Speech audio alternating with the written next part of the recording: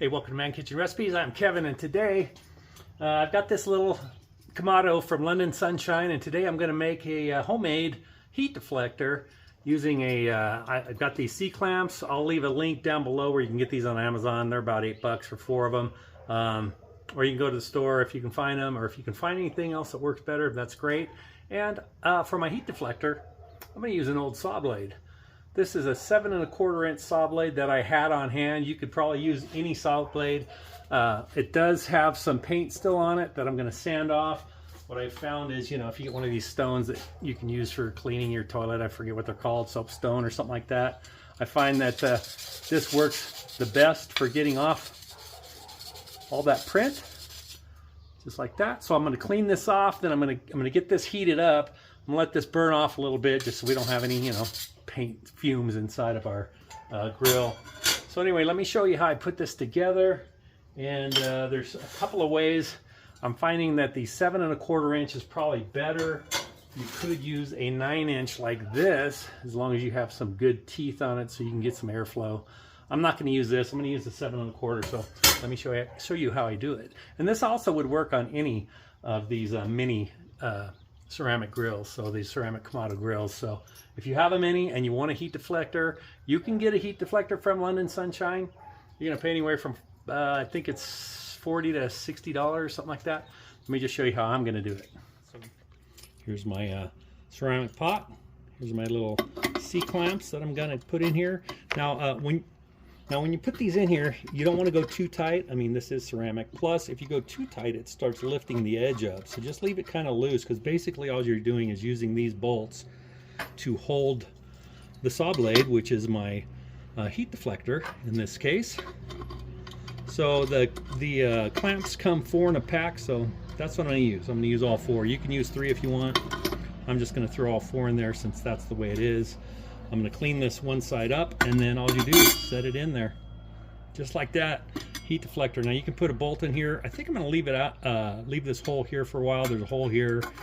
That's not going to cause too much of an issue.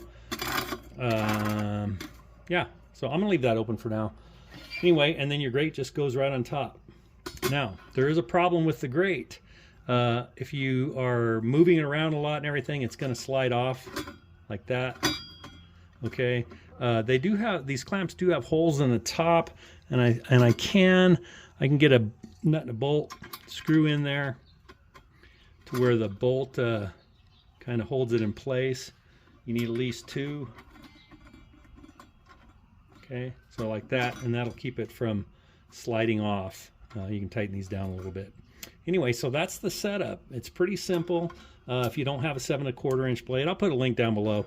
This one here just happens to have little teeth. It doesn't have the big giant teeth on it like this 9 inch one does. Now the 9 inch one, if you want to go 9 inches, you can you want to back these all the way out, and so that they fit closer to this edge, so that there's room for the saw blade to get in there, and it will fit in there. It'll fit in there tight, but it will fit in there just like that. And then you'll have this space right here for the heat and smoke to come up from. But I think the little 7 1/4 inch is probably your best bet. Anyway, we'll find out. I'm going to do a cook on it. So anyway, 7 1/4 inch sits right in. You got plenty of space around the outside. So I'm going to get this cleaned up and get the fire started. We're going to get a cook on. All right, so I got some coals going in there. I need to get this burned off a little bit first. So I am going to have to end up taking this off because I want to add a chunk of wood, but I want to get that paint and everything burned off in there. So we're going to let that burn for a little while.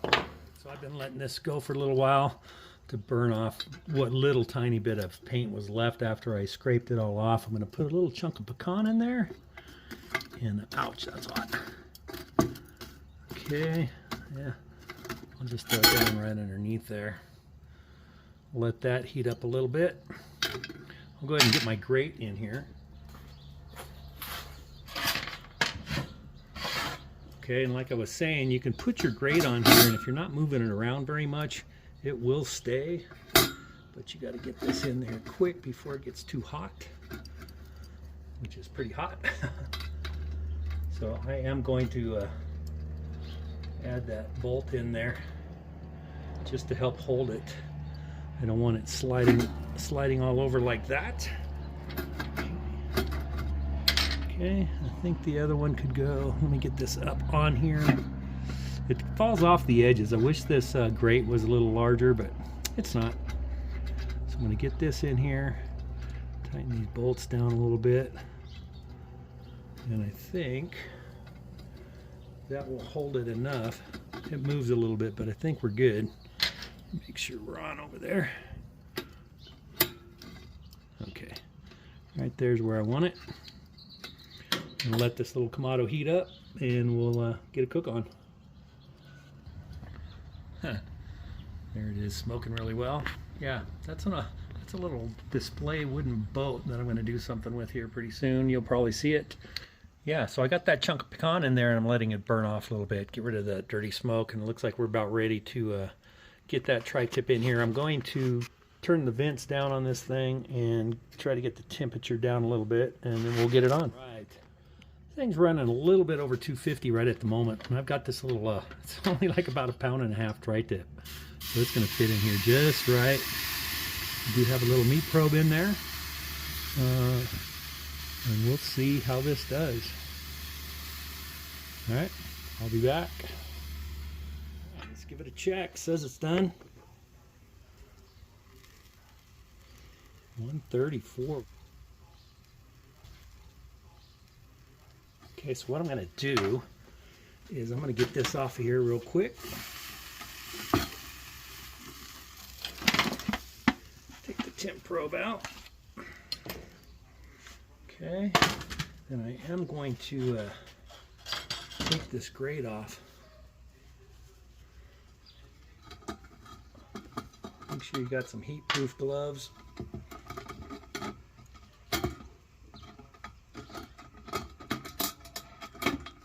Okay, and then I'm going to take that off real quick.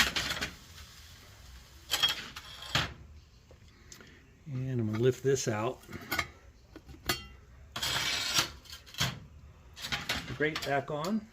Open up the vents, get some more air in there, let this heat up, and we're going to put a little sear. All right, I'm going to put my tri-tip on there, just get a little bit of a sear on there, about a minute. We'll flip it, and then I'll let it rest for a minute or two, and I'll do a taste test. But seems like my little heat shield worked out great. Let's cut into this thing. See how we did. This is a tri-tip, so I'm going to cut it right here, and then let's cut right in here. See how we did. Yeah, looks pretty good, huh?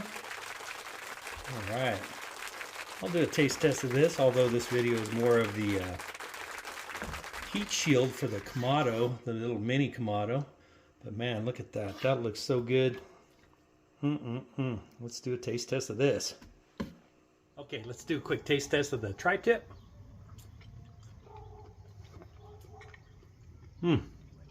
So this isn't about that tri-tip. This is about this little mini Kamado from London Sunshine, making a homemade heat shield out of a saw blade. It did, you know, I got all the ink off of it. I let it burn. Man, it did a fantastic job. So, you know, hey, even if you don't follow this exactly, gives you an idea of how you can make a heat shield for your baby Kamados, your little Kamados. You know, even if it's not a London Sunshine, you could do this. I'll put a link below for those clamps. I found them on Amazon. I looked at the local stores. I actually didn't find them here at Home Depot or anywhere. So, anyway, let's wrap this up. Thanks for checking this out. And if you like this, hit the like and subscribe, and don't forget to ring the bell so you don't miss the rest of the videos coming from the Kamado and all the other cooking items I got here. So anyway, thanks for watching. I hope you have a great day.